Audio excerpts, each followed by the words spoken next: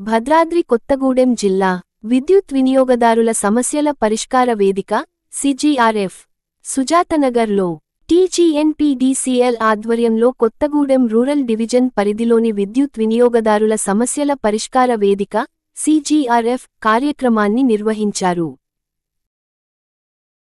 ముఖ్య అతిథిగా CGRF TGNPDCL chairperson Venugopalachari హాజరయ్యారు. విద్యుత్ వినియోగదారుల సమస్యల పరిష్కారమే లక్ష్యంగా విద్యుత్ వినియోగదారుల నుండి ఫిర్యాదులను స్వీకరించారు. సుజాతనగర్, జూలూరుపాడు, చండ్రుగొండ, అన్నపురెడ్డిపల్లి మండలాల నుంచి విద్యుత్ వినియోగదారులు పరిష్కార వేదిక కగ్లో పాల్గొన్నారు.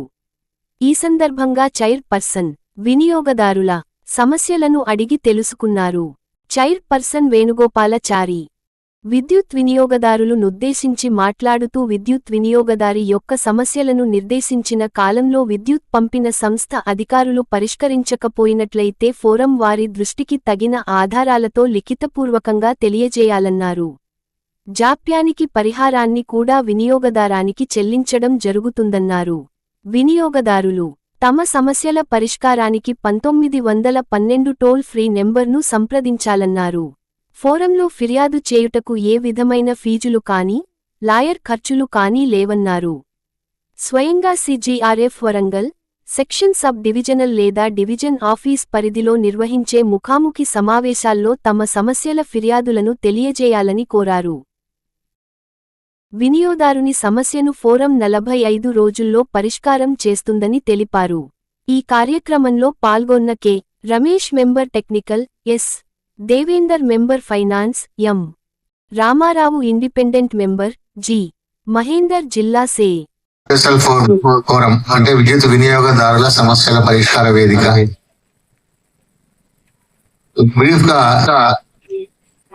సిజిఆర్ ఫంక్షనింగ్, తర్వాత సిజిఆర్ఎఫ్ కి మీరు మీ యొక్క పర్సనల్ గ్రీవెన్సెస్ అంటే కంప్లైంట్స్ ఏమైనా ఉంటే ఏ రకంగా మాకు పంపించాలి అనే దాని గురించి చెప్తాను. ఒకటి, సిజిఆర్ఎఫ్ డీల్ చేసేటువంటి కంప్లైంట్స్ ఏంటంటే మీటర్ రిలేటెడ్, అంటే సర్వీస్ రిలీజ్ పాయింట్ ఆఫ్ వ్యూలో కానివ్వండి, ప్లస్ మీ సర్వీస్ రిలీజ్ అయిన తర్వాత మీటర్ ఫంక్షనింగ్ లో ఏమైనా తేడాలు వచ్చినా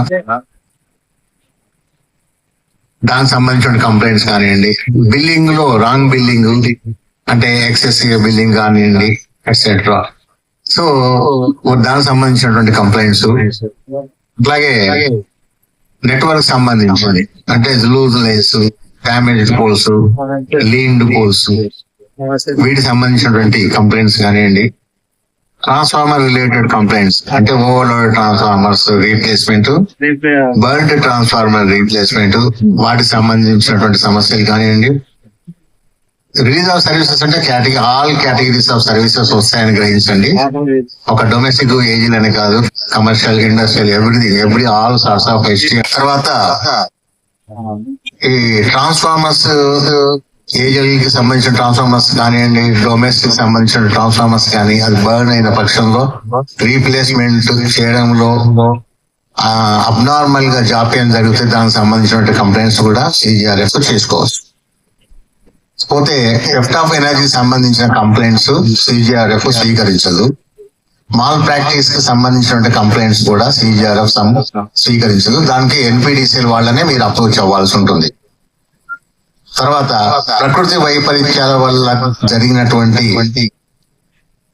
వర్క్స్ మీకు ఏమైనా కంప్లైంట్స్ ఎదురవుతే అటువంటిది, ఎందుకంటే లార్జ్ స్కేల్లో డ్యామేజ్ జరుగుతుంది కాబట్టి ఒక వ్యక్తికి కానీ లేక ఒక 2-3 వ్యక్తులకు కానీ వాళ్ళకి ఏమైనా అసౌక్యం ప్లస్ లోకల్ మేనేజ్మెంట్ ఎస్సీ కానీ కానీ వాళ్ళకి బాధ్యత తీసుకుని వాళ్ళకి వేస్తారు. ఆ క్రమంలో కొద్దిమంది వినియోగదారులకి సర్వీస్ ప్రొవైడ్ చేయడంలో జరిగే జాప్యం అనేది అది ఒక కంప్లైంట్ గా స్వీకరించబడదు.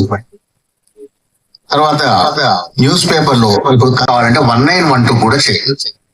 1912 చేస్తే వాళ్ళు రిజిస్టర్ చేసుకుని డైరెక్ట్ గా కన్సర్న్ ఏఈకి ఫోన్ చేసి ఆ ప్రాబ్లం ఏంటో చెప్పి దాన్ని ఇమ్మీడియట్ గా రిడ్రెస్ చేసి ఇస్తారు. సో అది తర్వాత విద్యుత్ ప్రజావాణి అని చెప్పేసి ఎవ్రీ మండే ప్రతి ఏఈ ఆఫీస్ లో కండక్ట్ చేస్తారు. దాంట్లో కూడా చేయొచ్చు. సో అదే కాకుండా పొలం బాట అనేది ఒక వీళ్ళు డిజైన్ చేస్తున్నారు ఎన్పిడిసి వాళ్ళు. సో ఆ దాంట్లో కూడా మీ కంప్లైంట్స్ చెప్పొచ్చు.